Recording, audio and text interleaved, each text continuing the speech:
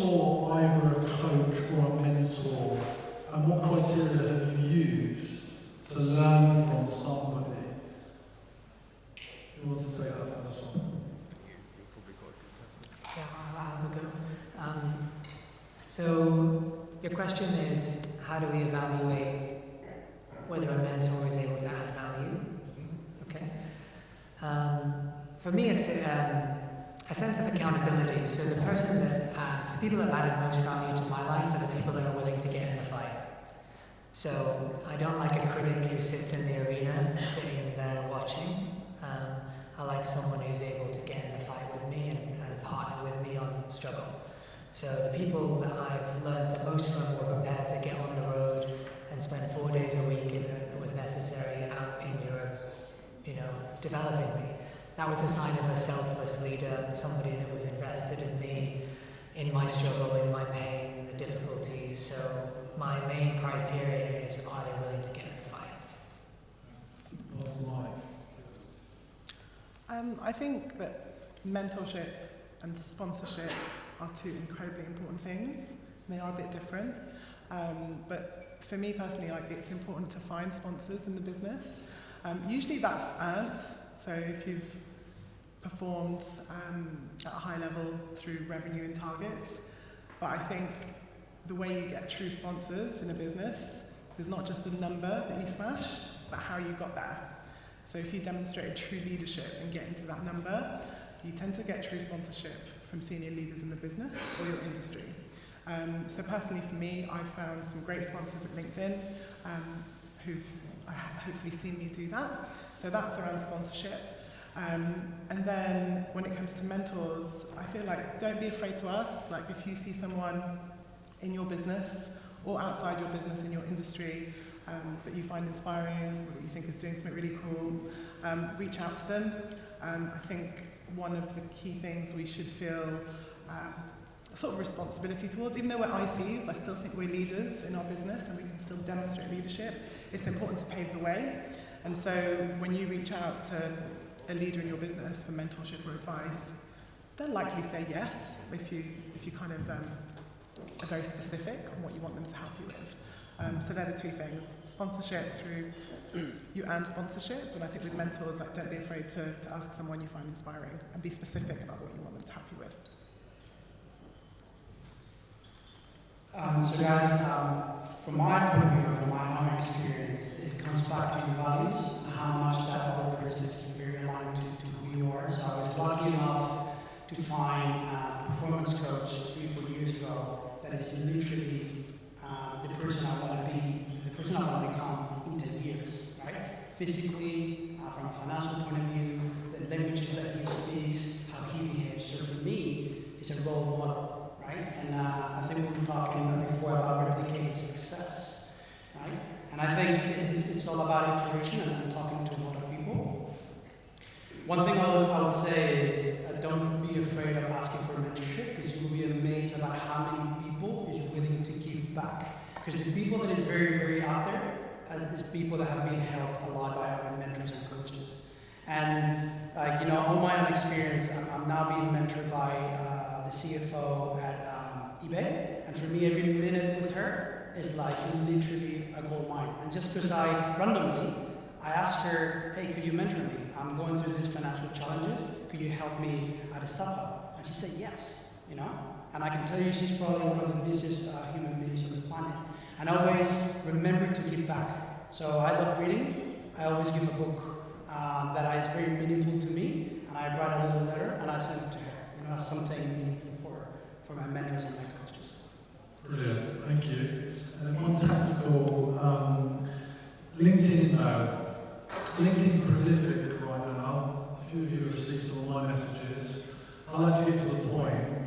But what are the recommendations in terms of personalisation in your framework for a message that you can actually nail? Okay, I'm going to be a bit controversial.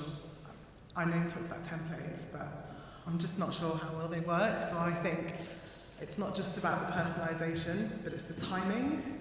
So you need to try and get these people in your network so you can see what they're talking about. because that's the way you can personalize it. It's going to be different to any other rep and any other vendor. So I think it's about getting the people in your network so you can see what they're talking about, and you can personalize your email that way. So to be specific, if they've shared an article about a specific topic, obviously read it. I would put the subject line of that article, enjoy the article you shared. When you do that, the likelihood of response rate is more around like the 30-40% mark, rather than the average email is around 10%. So that's a really specific tip. So for me, it's two things. I think one's pretty common is you find something that makes you stand out, whether that's being an article that you've seen that person in, or like a mutual connection, but something that's worked really well for me, and my co-workers are probably quite bored of it, is actually a joke. So opening up with a joke, it just breaks the ice straight away. It instantly puts you out of the same category as every other person that's going to be trying to get hold of them, and it starts on a nice casual note before getting into the meat of what you want to speak about. Okay. So let's open up to the first question. Go ahead. What's been your most difficult objection and how do you handle it? Thank you for the question. What's been your most difficult objection and how can you handle it? Just repeat it for the films. Gosh, yeah. So I was in the meeting with the CIO of UBS, and he was 20 minutes late for a half-an-hour meeting, and he walked in, and we had the slides ready. I think I spent a year basically building these slides, and my boss was in the room, and this is actually an observation of how he handled it, because it's actually not me who handled it. It's just I really liked it. I'd be lying if I said I handle it and I realised there's a camera there, so I was like, actually... Integrity. I was like, trait. don't kid her. So we're in the room anyway, and CI walks in and he says, oh, forget about those slides, take them all down. I just want to have a conversation. Like proper power frame, turned up 20 minutes late, told us the agenda we had was wrong, decided he was going to have a conversation. And we're in the room, right? And this is a $9 million deal, and we're meeting the EV. So I was like totally like, oh my God, my life is over. And Jeremy basically just not even phased, he leans back in his chair and he says, but I'm about to tell you the greatest story you've ever heard. And he went, what? And he went, I'm about to tell you the greatest story that you've ever heard. And he said, what are you talking about? He said, I'll tell you what, I'll make you a deal. I'll show you one slide of the 10-slide presentation we prepared. And if you don't like it, I'll give you the 9 minutes back. How about that? And naturally, you're not going to say no to that, right? Who's going to say, no, actually, no, don't want that. So he said, okay, I'll show you a slide. And all in all, after consequence of selling the company and why we were in the room and all the value that we delivered, we reframed the power in the room and enabled us to have a level conversation as peers. So I think, in maybe a theme of that objection, is trying to take the sting out of the problem and create charm and in that moment and lighten the whole thing up with something unusual. And what happens is they see you as a person. They don't see you as someone going, I'm giving you something that you will defend, and I will defend that, and then you will defend that, and you get into this rabbit hole. I think the way to do it is to change the conversation and create a new conversation that didn't exist before. And that's a good example of that. I've actually tried to get Jeremy to talk for 2 years. So can we feed that back? I can go, but if someone else has one. What? Yeah, sure. So guys, mine, as I mentioned before, I work for StubHub, and StubHub is a massive company in the US. Everyone knows it, everyone uses it. Outside of the US, not many people accept the business model of the secondary ticketing marketplace. So I remember, I think it was a year and a half ago, I was meeting the CEO of a big promoter company, and it was a very short meeting. I think it was 30 minutes, 45 minutes, and I remember he was late, 10 minutes, and then he sat down, and without even saying hi or anything, he said, "I don't like your business, and I don't like you because you work for this company, for StubHub." And I was like, I remember I had a pen in my hand, and I was like shaking, like, should I leave? Should I punch him? Should I scream? What should I do, right? And I remember, I honestly was like completely not expecting that. I spent like probably 10 seconds thinking like, okay, what should I do? Like, should I just leave the room?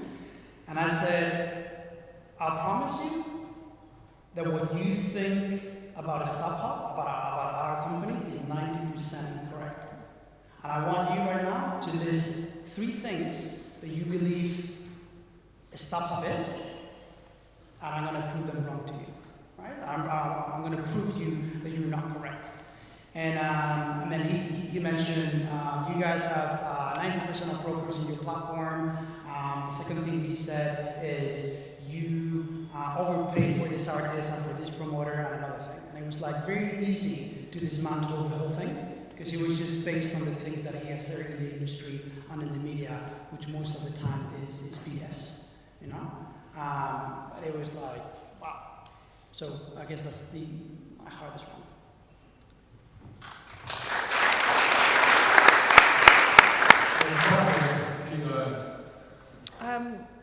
I can share like my most common one, which happens time and time again, is you're too expensive.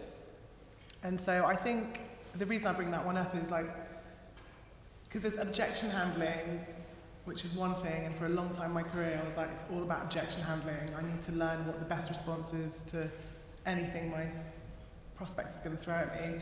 But I think when you get the objection of you're expensive right at the beginning, it's just a signal to go back to, okay, they don't get the value. So I have to go back to discover like what business challenge do they have and how can I be a true partner to help them solve it. So we get that a lot. I was at Gartner before LinkedIn, and now I'm at LinkedIn, and both companies don't discount. And so, yeah, it's been something I've had to overcome. But yeah, my advice around that is, as soon as they say that, they don't see the value. They haven't quite got it. So you need to go back into the discovery and understand what business problem they're trying to solve and how it aligns with the solution. So. Great. That's the no discount line on LinkedIn is so true. I remember going through that sort of scenario. It's like, do we use that line? Because genuinely I want to get this deal done. And of course, there's always leverage with salespeople, but actually owning the we do not discount as a line, i.e. owning it, has an amazing impact. And it's funny you said it, because I had a recent example with a sponsor who had the contract in their inbox, then decided to ask for a discount, which was illogical anyway. But I sat there thinking, they were asking for about a 20% discount after they'd already agreed that this was something to go ahead. And I mulled it over for a moment. I thought, I'm not LinkedIn anymore. On sales confidence. Of course I'm going to give you a discount. And then I went, no, I'm going to back myself. And I talked about this a lot. I thought, no, you're the last sponsor in the pot. You've already made a commitment. And I've added some value, actually. I've offered something else that I felt they weren't ready to take, but gave them some value rather than discounting. So I would say in your business, there's always alternative value offerings that don't immediately feel like you have to make a discount, because that is the go-to, and you get comfortable doing it. The better that you can be a framing your proposition, the better you can be. Next question?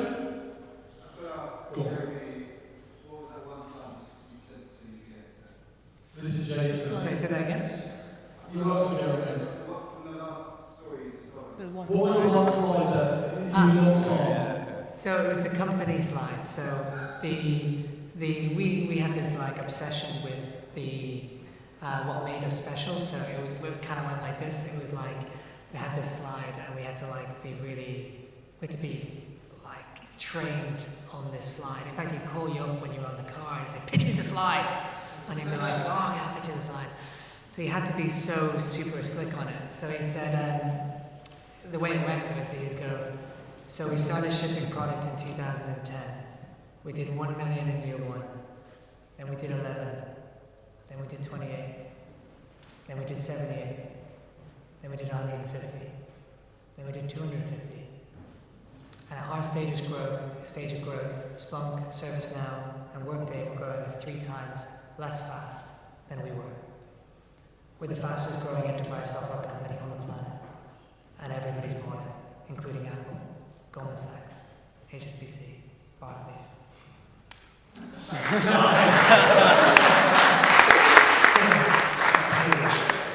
you. Question out of line? Go on. I'm sure like a lot of people here, the people that we're selling to, they're busy people, they've got a lot of stuff going on. And I wanted to ask, all of you really, how you evaluate sometimes, when the customers, when they go offline, when they go dark, when they disappear. I suppose that balancing act between, are they coming back or not? Well, the biggest piece of business that my company's got was from a genuinely heartfelt attempt to actually say, look, should we just close this off? It's gone on long enough now. And they came back as the biggest time we've ever had. And that wasn't a game, that was, I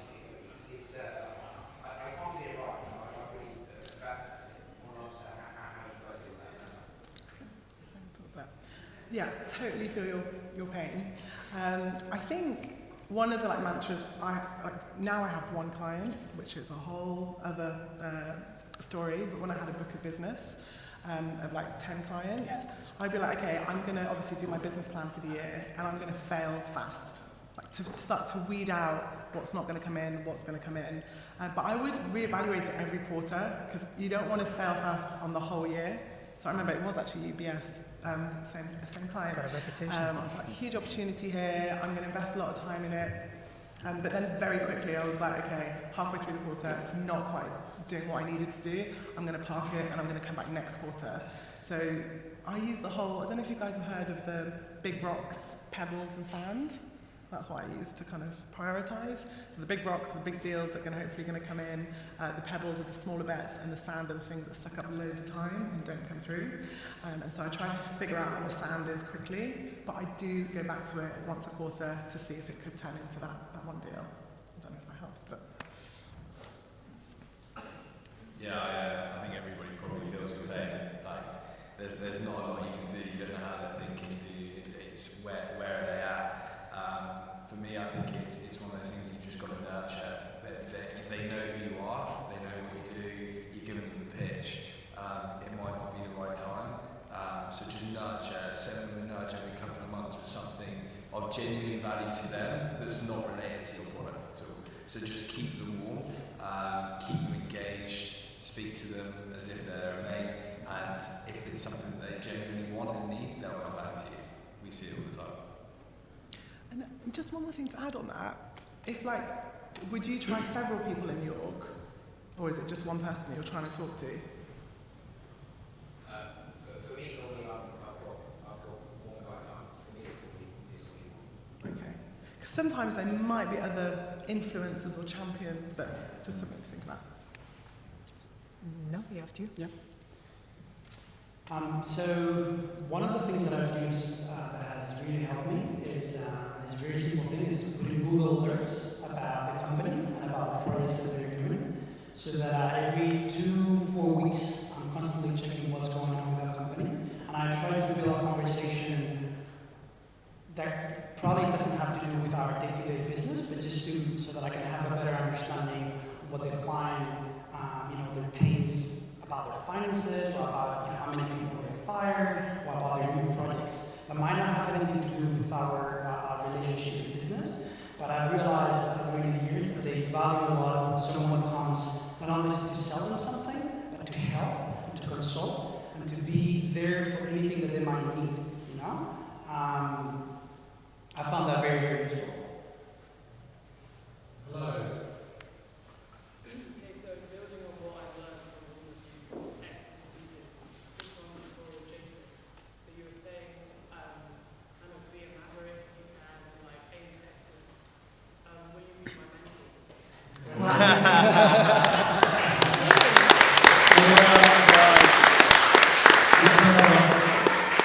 I mean, yeah.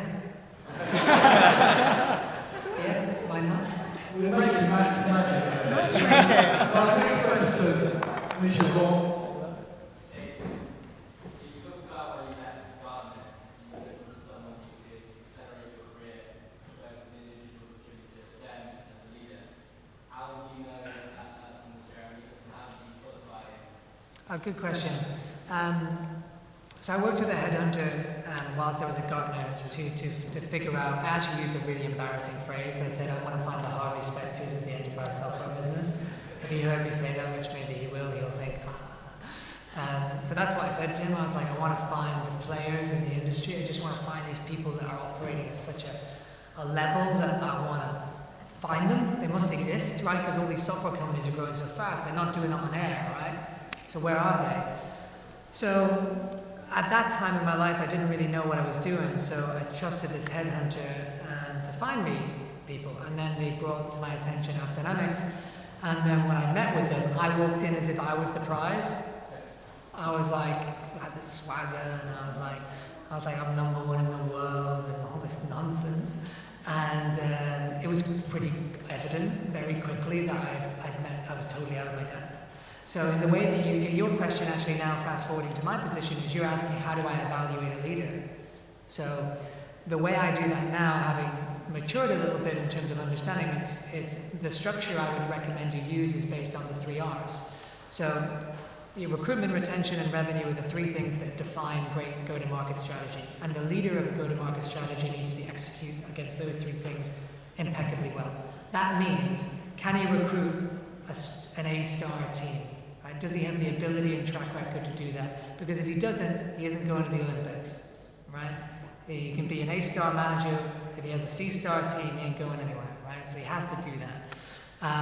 And that is, how does he do that? What traits does he look for? What's his track record of doing that? Do I back him as somebody that could attract talent at the highest level? That's the cornerstone. It's almost, if you don't get that right, don't pass go, right? In terms of retention, can this guy build a culture? What values does he have? What evidence of excellence does he have? How do they develop people? Because A players stay for 2 reasons. It's the culture and the development. So how is he doing those 2 things? He or she doing those 2 things? And what metrics are they doing to drive value and to improve people's performance? And then in terms of revenue, what's the playbook? Like what are they using to grow predictable revenue, and how can they do that in a very evidence-based way? So you can use evidence of the growth today, the average sales price, how that's gone up in time, what's the annual contract value, who are they selling to, how that's changed. These questions in discovery allow you to evaluate a leader based on data versus he seems or she seems like a great person. So use a structure that allows you to qualify and interrogate a leader properly based on, do I back this person to make a bet on? Because as a candidate, which essentially is what you're in this hypothetical as, you're making a bet and you have 1 bet and an investor has 100 bets.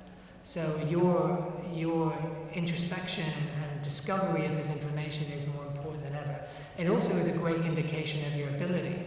So if I was interviewing you and you asked really intelligent, thoughtful questions, I'd think that you were a player, because that's what you do when you meet customers. That's when you meet a CEO and you figure out business problems. You're figuring out me. You're figuring out, am I up to scratch?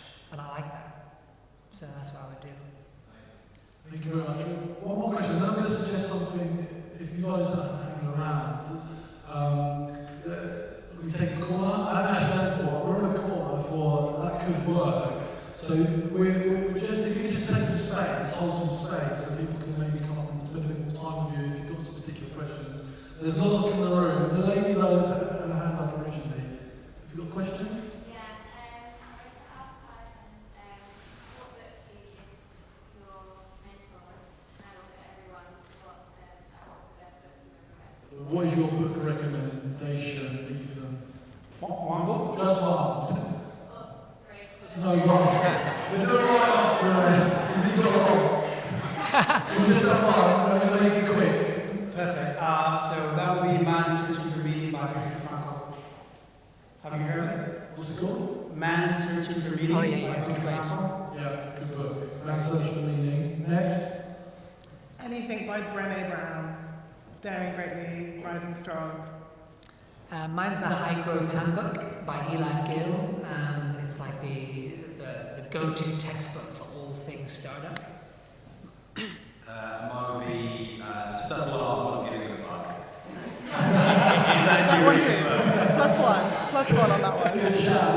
that one.